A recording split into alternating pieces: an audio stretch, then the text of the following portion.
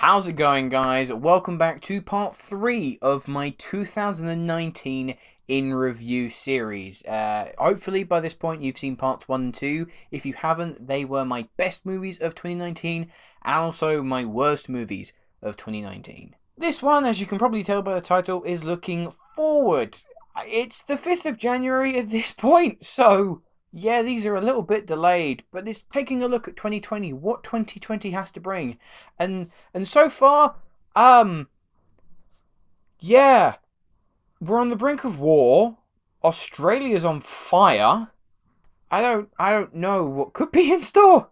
But anyway, this video will be looking at the movies due to be released in 2020 and the 20 movies, yes, 20 movies that I particularly am looking forward to. The reason that this list is 20 is just because, and it was the same with last year, there are so many movies that I'm so anticipating to come out this year, whether it be because of the filmmakers or it's part of an already existing franchise, a series that I'm really connected to, or it's just a premise that sounds incredible. So yeah, I couldn't condense it down into 10 movies. I had to make it 20. There are a few rules, a few formalities to get with before I get on with the list. The first is that I'm going through this by UK release dates. So for some films, look, it is subject to change. A few years ago, I had the New Mutants on a most anticipated list. I think it was for 2017. And yeah, that's, that might make an appearance, but that just keeps getting pushed back. And there might be some films that have already had their US or overseas release that we in the UK aren't getting until this year. So I'm hearing all the hype and I'm excited to see that eventually come to good old Britain. And as I say with any list, these are my own opinions. This isn't steeped in fact. You might have films that you're really looking forward to, and there might be some films on this list that you don't really care about, and that's cool. I do. I'm really looking forward to those, and I hope that the films that you're looking forward to, you really enjoy. Oh, it's also nice when everyone gets on and doesn't lambaste you for saying that you don't like something or that you do like something. Yeah, I'm going to get out of the way. Sonic isn't on this list. Who knows? Maybe there'll be 101, 105 was it, people that will let me know. I can't wait to review that. Who knows? The movie might be good. But before we get on with number 20, it's time to take a look at some of my honourable mentions. Movies that just missed out. One of those is Saint Maud, released by A24, that I don't really know too much about. Other than when I saw the trailer, I was petrified, and it's quite difficult to get me scared with horror nowadays. Bill and Ted Face the Music. I love the first two Bill and Teds, and I'm really excited just to see whatever Keanu Reeves does now. So yeah, bringing them back, I think it could be a lot of fun. The New Mutants. This it's just more curiosity. This movie's been pushed back since 2017, and now it's getting its official release in 2020. I'm curious at this point. How is this going to turn out? And also Jungle Cruise. I've been after a really good, solid adventure movie for many years now, and I do think that Jungle Cruise has the potential to be what I have been craving. And so, kicking off this list in number 20 is... I'm so excited, and I just can't hide it. What is going on?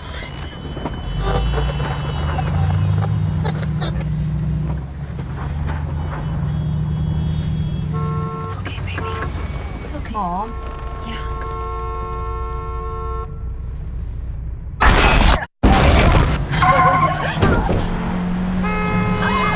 A Quiet Place, when it came out in 2018, was my third favourite film of that year.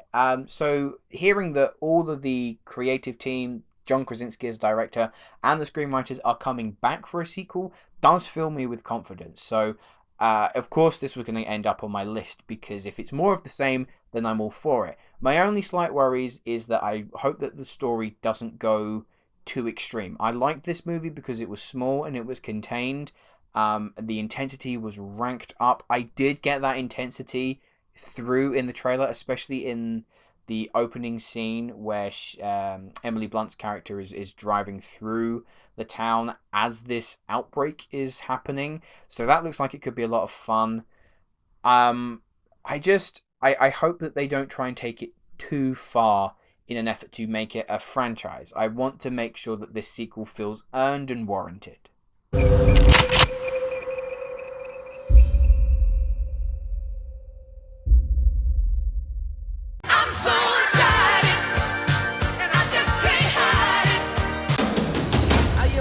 And you probably never heard my name. Reports of my fame are greatly exaggerated. Morning, Usnavi. Pan caliente, café con leche. On these blocks, you can't walk 2 steps without bumping into someone's big plan. I'm making moves, I'm making deals, but guess what? What? You still ain't got no skills.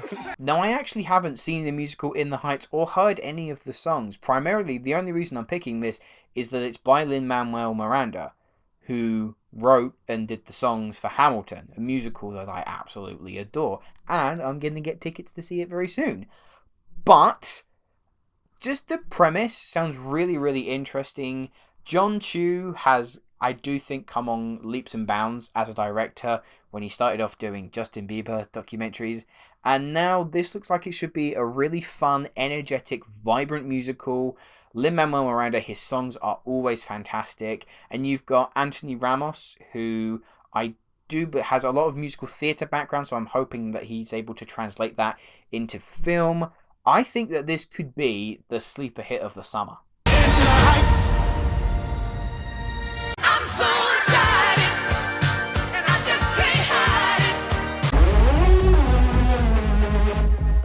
I know you're out there. I know you know I'm out here. So we're gonna talk like grown-ups? Is that what we are?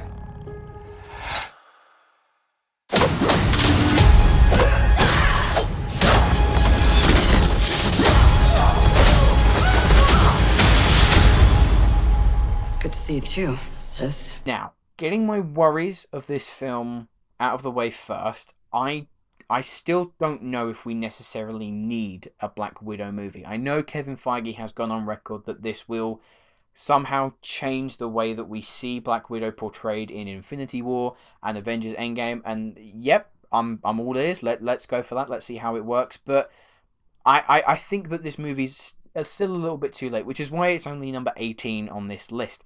That being said, though, I thought the trailer was fantastic. I'm always going to be excited to see a Marvel movie. They haven't put a foot wrong so far. It still has that trademark humor, trademark style. The action scenes look incredible. Scarlett Johansson can do no wrong as Black Widow. And I'm interested to see what they do in regards to Florence Pugh's character, because she's such a big up-and-coming star that I do have the feeling that Marvel might want to sort of hold on to her and see if she can appear in future movies. It's a possibility.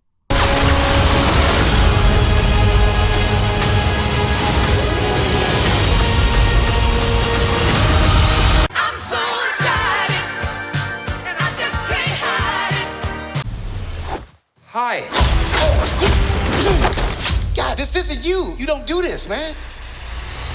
Maybe I do. Dude, this is scary. He's just resting. In pieces. That man is dead. He's so sleepy. This was a movie that I didn't really, just judging from the premise, I wasn't too sure on, but from the marketing alone, and I'm not just talking about the trailer here, I'm talking if you go onto Ryan Reynolds' YouTube channel, he's done like short little almost interview skits with the cast, and that has sold me on this film. Free Guy is about an NPC, a non-playable character in a video game that suddenly begins to gain sentience, that begins to realize who he is. It kind of feels a bit like the Lego Movie in a way that he suddenly realizes that there's more to everything. A bit like Wreck-It Ralph 2, who suddenly is like, I don't want to be this character anymore, I want to be my own thing. You pair that with Shawn Levy, who is a really, really talented director. He's been on with Stranger Things, and he also did the highly underrated Real Steel. But I'm excited. It looks like a big action blockbuster bonanza. kind of crazy. It was a bit like a fever dream watching the trailer. In a way, I kind of hoping that to really capture what video games are like nowadays, if this was like a 15, I know probably it's going to be a 12A, but I really do think that this could be something incredibly interesting if you give it that little bit extra further to go by making it a 15.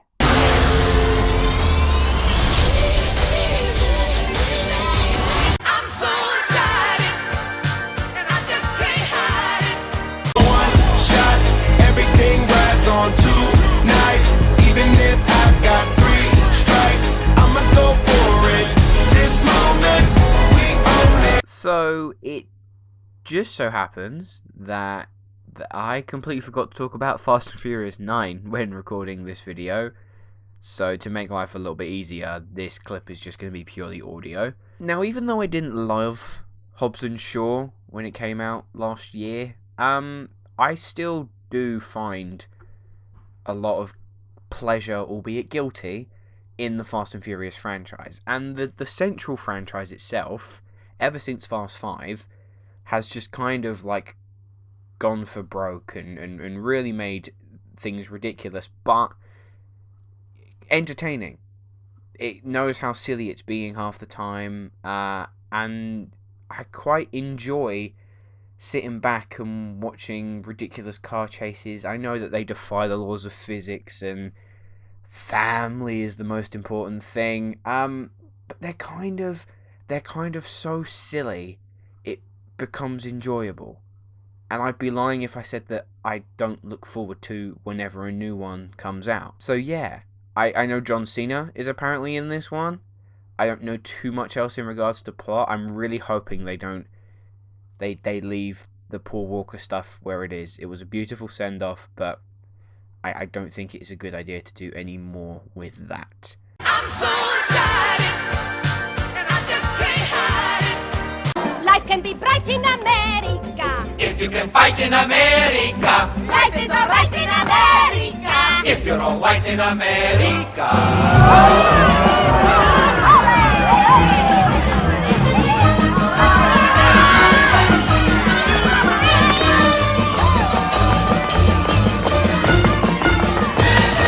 Now, as I mentioned before within the Heights, I'm a huge fan of musicals, especially when you have a really solid team working behind it. For West Side Story, you have possibly one of the greatest directors of all time, Steven Spielberg, working on it. So immediately I'm going to be interested to see what he can do. And West Side Story is such a classic. It's Romeo and Juliet transferred into the New York slick city streets. You got the Sharks, you got the Jets, you got Ansel Elgort, who I think is a really talented actor, playing, I think it's Tony. I'm not too familiar, actually, on the specifics of West Side Story. But I do think that he's going to bring such an energy. And I don't think I've actually seen Spielberg do a musical before. I could be wrong. Maybe it's in one of his filmography. Maybe there's a film I'm forgetting. But I'm really interested to see what he can bring. Especially, it's West Side Story. It's a classic. I'm so excited, and I just can't hide it.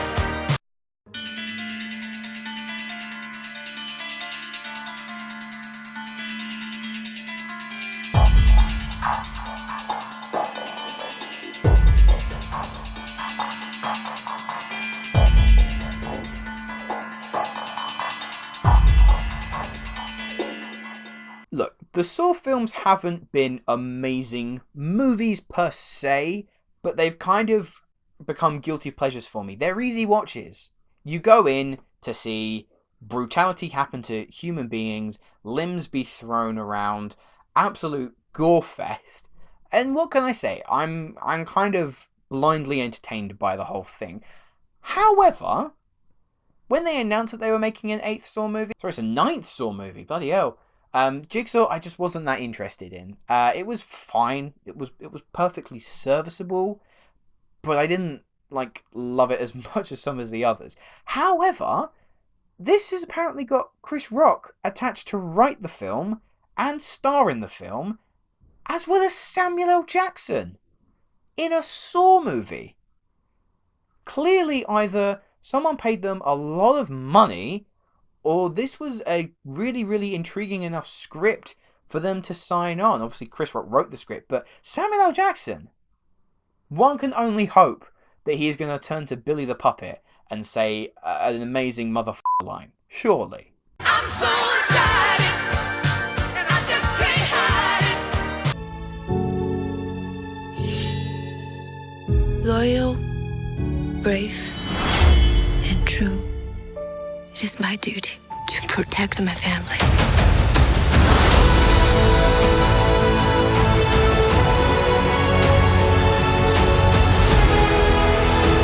Ancestors, please protect her.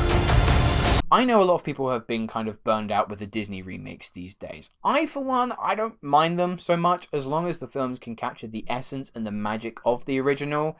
I mean, look, Disney are going to continue doing them because they make a shit ton of money. But what I think we can all unanimously agree on, even whether you like The Lion King or you weren't too fond of it, is that if Disney are going to do these remakes, they kind of need to switch it up a bit. Like, don't copy it beat for beat. And with Mulan, that is definitely what they're doing. They are going quite far away. They're quite far removed from the original animated film and going more in line with the traditional Chinese folklore. There's no singing, which, look, the songs in Mulan are great. But I don't think they're as integral to the story as songs in, say, Aladdin or Lion King. So removing the songs isn't the end of the world. Mushu apparently is going to be more of like this spiritual dragon-esque character, which is fine, but it's the battle scenes. This movie looks like a massive fantasy epic, which I'm really interested to see how they can switch what we normally perceive to be Mulan and really tell us a kind of different altered story. Mulan, I will bring honor to us all.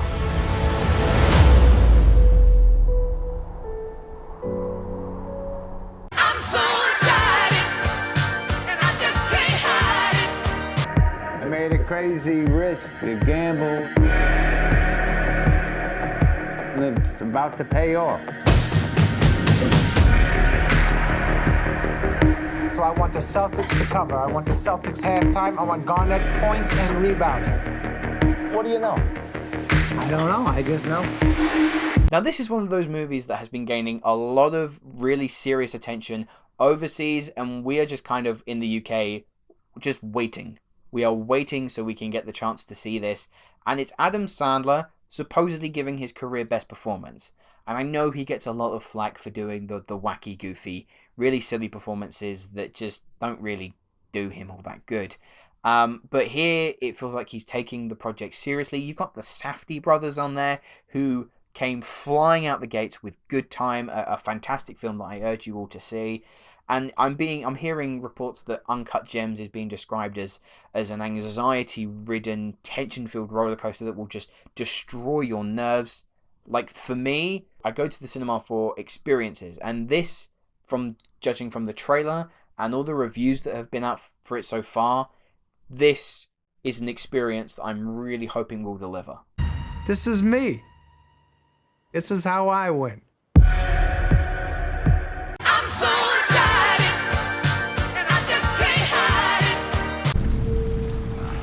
What? What? What?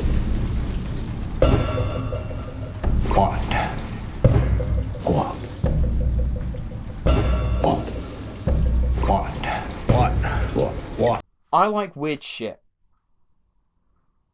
There's not much else really to say, and the lighthouse looked like it's gonna be really, really weird. And that's okay, because I'm fine if films want to get weird and freaky, so long as there's still a substance to it. And Robert Eggers, the director, did The Witch, a movie that a few years ago absolutely terrified me. A movie that, when it ended, literally left me shaking. I adore The Witch so much. It's one of my favourite horror movies of all time. And so hearing that The Lighthouse is kind of another horror, but a really deep look at these two characters, Robert Pattinson, who is one of the best actors working today. And if you would have told me that 10 years ago, just as he was currently on that Twilight trend, I would have called you crazy. But he's so far beyond Twilight now, it is a miracle. And Willem Dafoe as lighthouse keepers who just look like they're going to argue and fart. Yeah, fart. And talk about beans. And then there's mermaids, apparently. This movie sounds nuts. And it's one that I can't wait to see.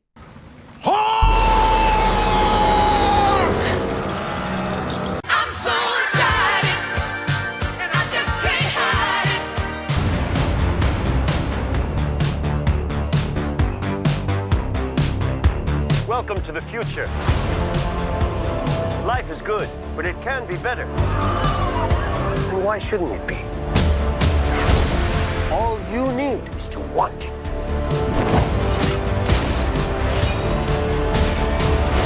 Wonder Woman 1984 came flying out the gates with a really kick-ass trailer a couple weeks ago. And for me, I loved the first Wonder Woman. I thought it was a really quite refreshing entry for the DCEU, a universe that has really had some ups, but mostly downs. And so with Patty Jenkins on board to direct, again, Gal Gadot reprising her role as Wonder Woman, Steve Trevor, with Chris Pine playing him, somehow having a role, although that has yet to be explained. And you throw in Kristen Wiig as a quite a bizarre casting choice for Cheetah, one that I'm really interested to see how it will play out. In this retro superhero action adventure that looks like it's going to be really entertaining, a lot of fun, and hopefully kind of gives that DC universe the spark that I do think it needs, then yeah, it looks like it's going to be a lot of fun.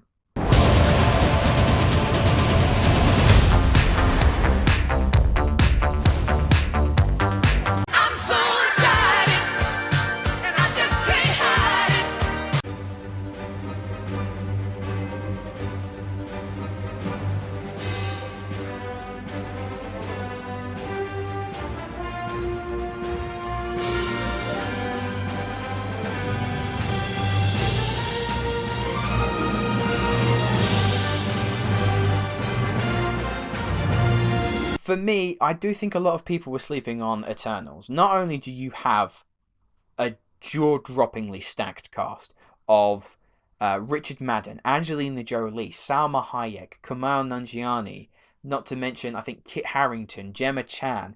So much talent is in this film.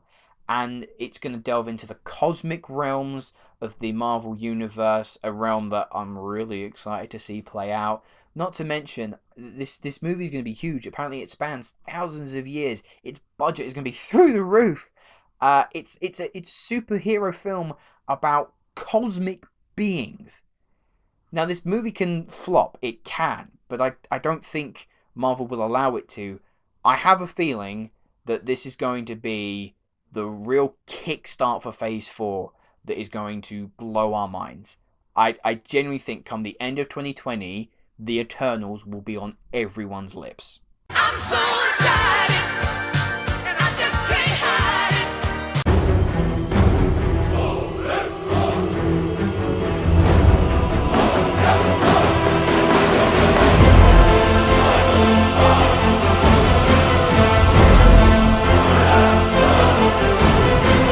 it. The only promotional image that we kind of have of Godzilla vs. Kong, it debuted, I believe, back in a Brazilian Comic-Con a few weeks ago, is this image. Holy shit. I know that some of the movies have been lacking in substance and the plots have kind of been a bit thin. I don't care about plot for this film, which sounds ridiculous considering I'm a movie reviewer. I critique movies for their story, their characters, their plots. I don't care about the plot for this movie. I don't care about any of the characters aside from Godzilla and King Kong. I just want to see them, possibly for 2 hours, beat the ever-living shit out of each other. They'll probably become friends about halfway through the movie, and then they'll unite together again against a greater evil. That's bound to happen. But in terms of gigantic throwdowns, how can you not be excited for this if this is the sort of thing that you typically enjoy? I'm so excited, and I just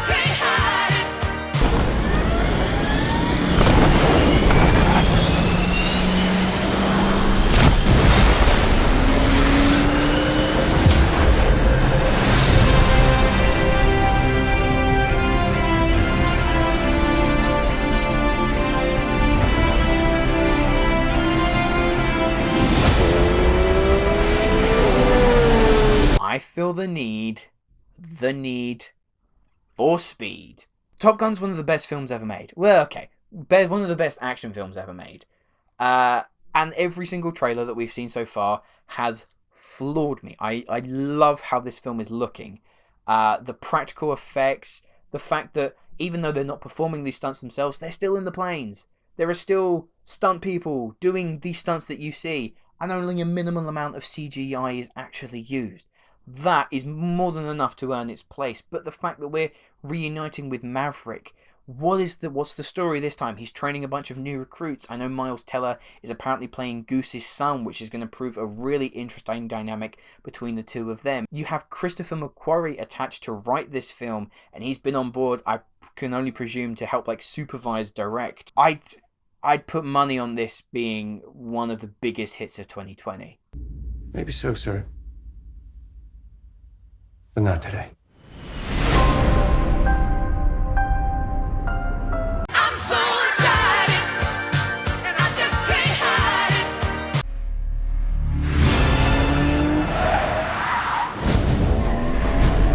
Why would I betray you? We all have our secrets. We just didn't get to yours yet.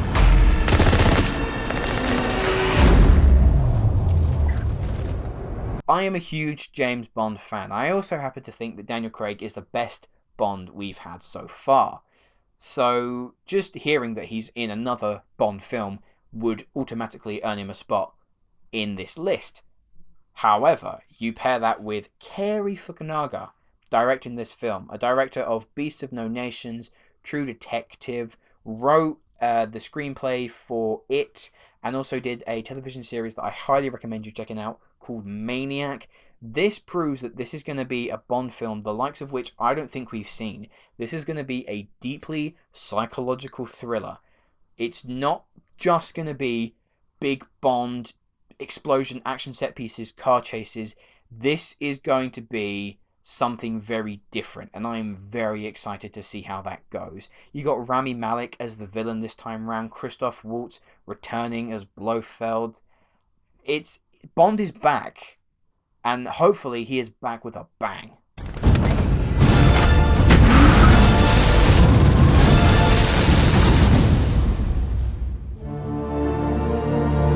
Now we get into my top 5, and I'm really happy to say that apart from one, all of these are original movies. These are completely original ideas, which for me has been kind of lacking in cinema lately, and I really do hope that people go out and support them. I'm so excited, and I just can't hide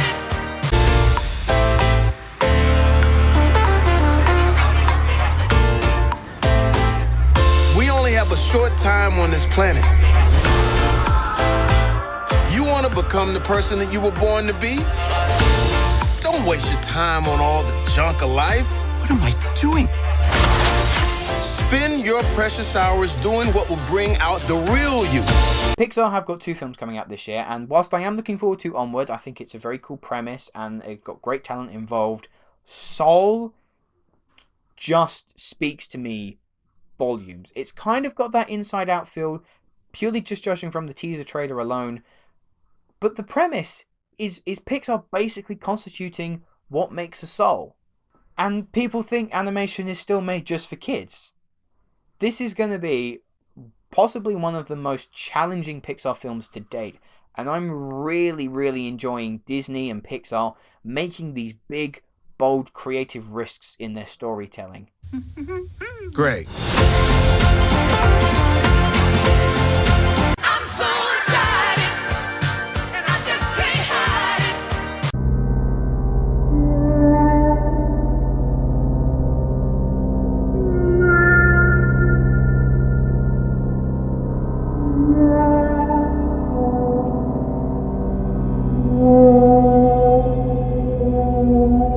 So Dune obviously is a remake of David Lynch's film from I think like the 80s or the 90s, and that didn't do well critically. But you've got Denis Villeneuve attached to this, a director who has not made a bad movie. Sicario, Enemy, he did one of his first films was called Incendies, Prisoners, what else is that? Blade Runner 2049.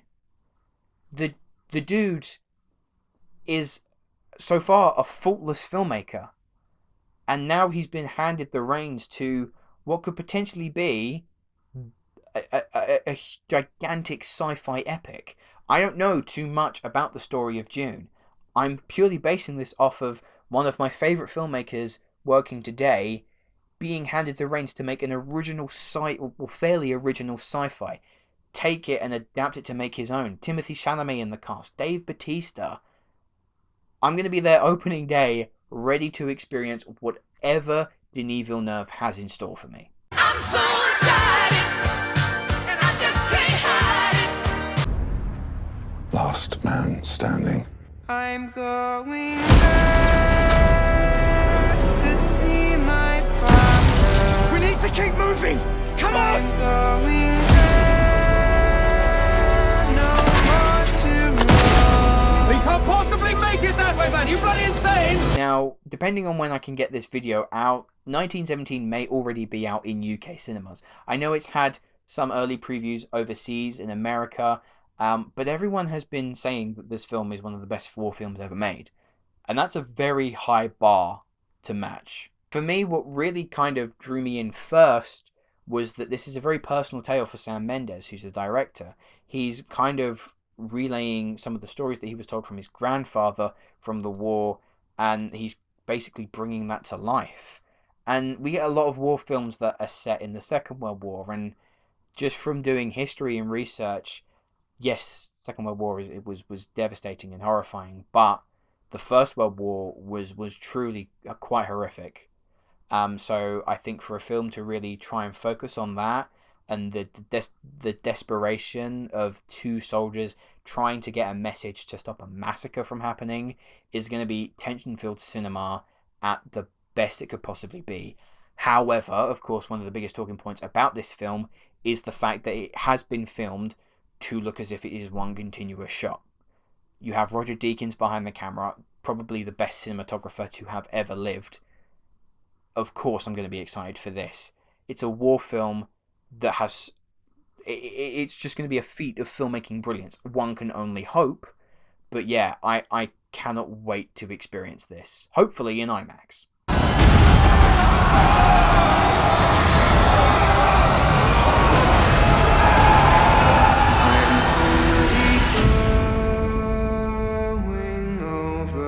And so, my number one and number two. Both of these films are completely original films, and they are from two of the best and my personal favourite directors working today. It was really hard to pick one, but I'm kind of just going off of if I was handed two tickets, which one would I see first? Therefore, in at number two is... I'm so excited, and I just can't hide it.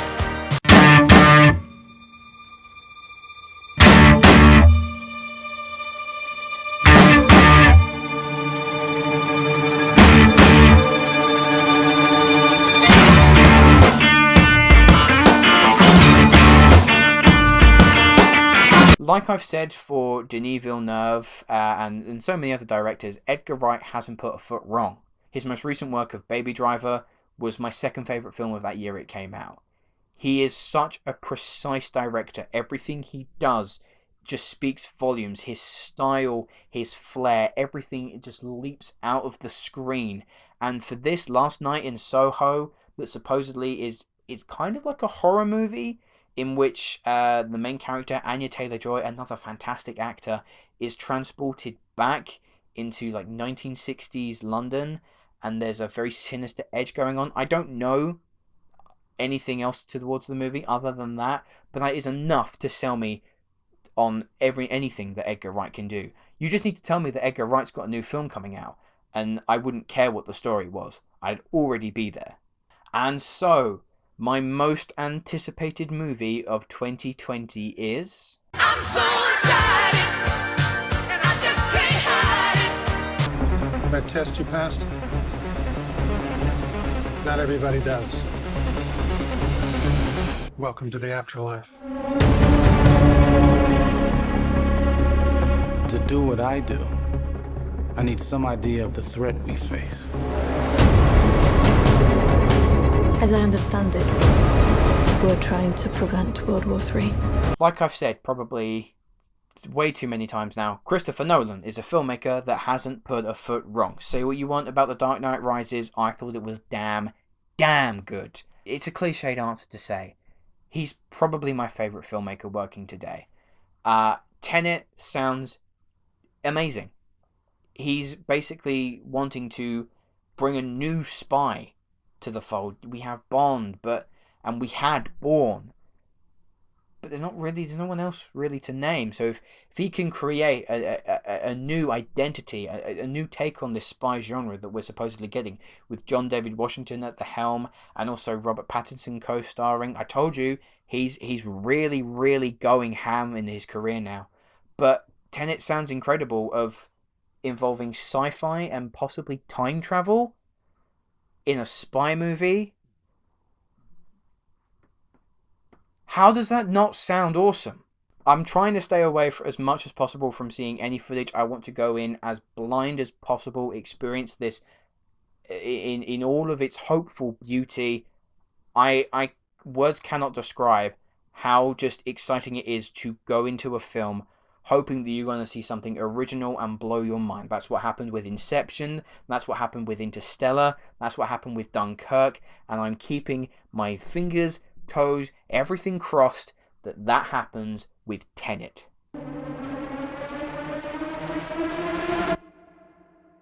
Feel it.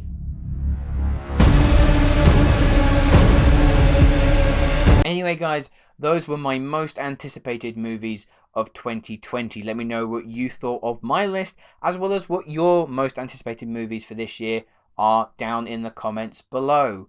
That pretty much does it for my main bulk of my 2019 year review. I will have a couple more videos, hopefully, that will surprise you.